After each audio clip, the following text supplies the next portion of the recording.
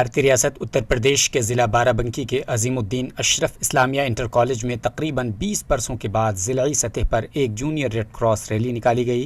इस 2 रोज़ा प्रोग्राम में ज़िले के 55 स्कूलों के तकरीबन 250 तलबा ने मुख्तलिफ तरह के मुकाबलों में हिस्सा लिया। अंतर्राष्ट्रीय यूनिटी है, इसके माध्यम से हम विकसित करना चाहते हैं। छात्रों को वास्तविक रूप से कॉस्मोपॉलिटन वर्ल्ड सिटीजन बनाना चाहते हैं।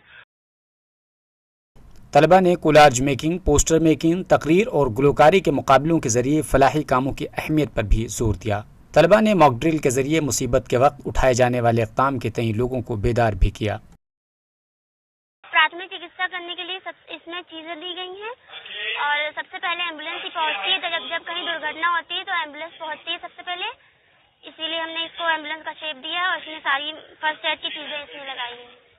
जूनियर रेड क्रॉस रैली के आखिरी दिन तलबा की हौसला अफजाई के लिए पुलिस कप्तान की अहलिया और समाजी कारकुन कीर्ति सिंह ने भी शिरकत की।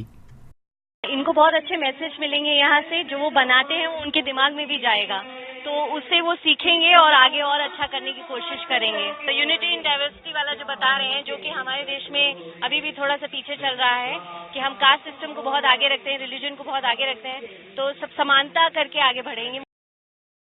इस मौके पर सैकड़ों की तादाद में इलाके के लोगों ने भी शिरकत की और रैली को बामकसद बनाने में अहम किरदार अदा किया।